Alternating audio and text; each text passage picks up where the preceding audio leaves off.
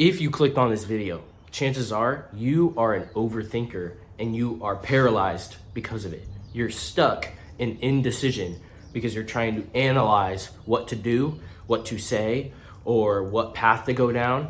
And it's caused you to put yourself in a state of paralysis.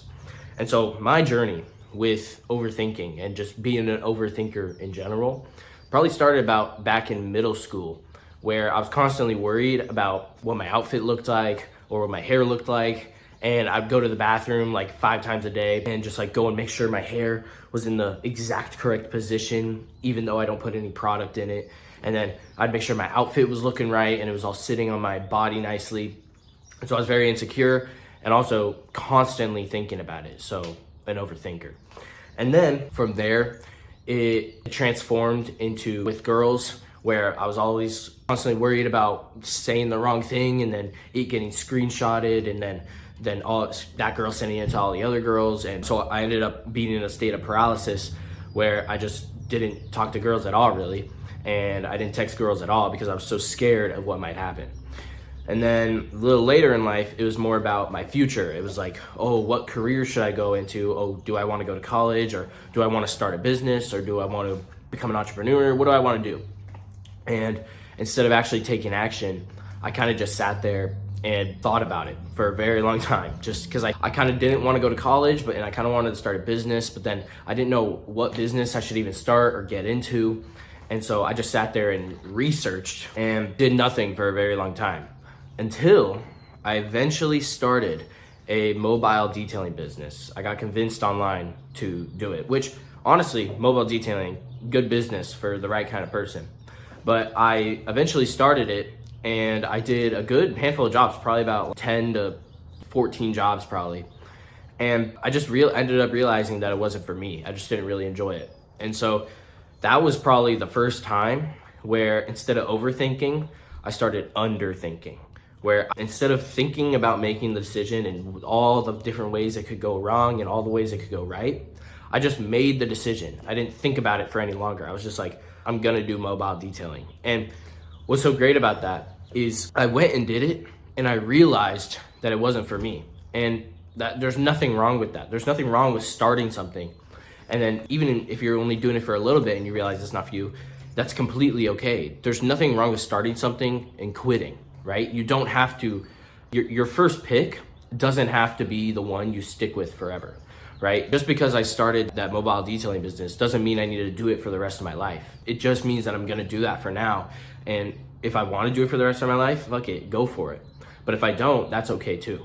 And so it's better to take action and underthink the decision and then deal with the consequences of that and maybe a little bit of embarrassment and cringiness if you end up quitting, than to sit there and think about doing it for the next 6 months. Because honestly, overthinking and being an overthinker and trying to analyze every little thing that could go wrong is a miserable life to live. And that goes for everything. That goes for if you're talking to girls, that goes if you want to start a business or what college you want to go to or whatever. It goes for everything, literally. It's a miserable life to live to constantly be inside of your head thinking.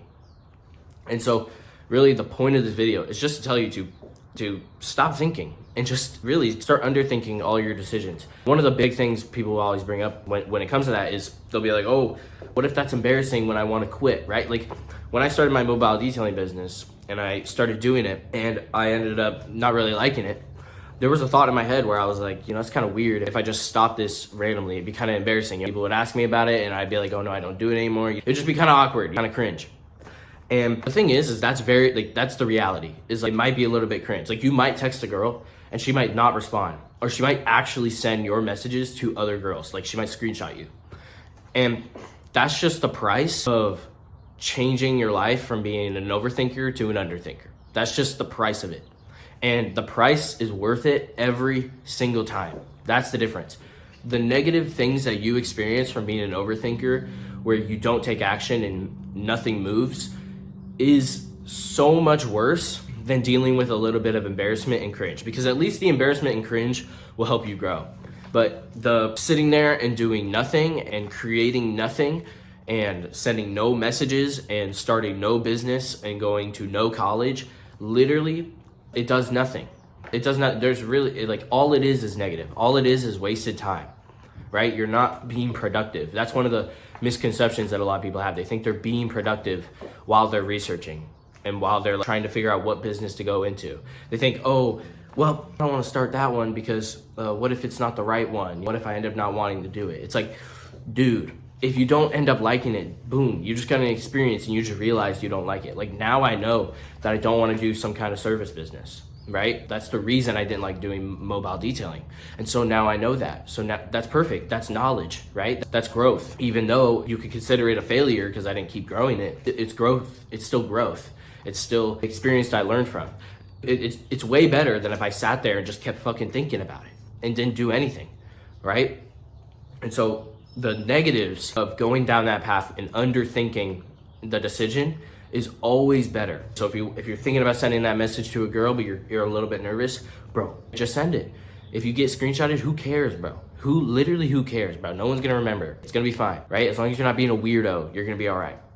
Like, if you want to start some kind of business, if you want to start posting YouTube videos, bro, just fucking record it and post it. Like, bro, who cares? Just fucking post it. You know what I mean? Maybe you love it. Maybe you really enjoy doing it.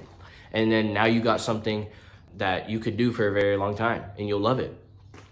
Just do it, bro. Literally, just do it. The negatives of overthinking do not outweigh the negatives of taking action. All right, you got to get comfortable with the embarrassment and the cringe. You got to accept that you're going to be cringe in the beginning. When you're first texting girls and trying to talk to girls, bro, you're going to be cringe. You're going to be the cringiest boy to ever exist. And you just got to accept that.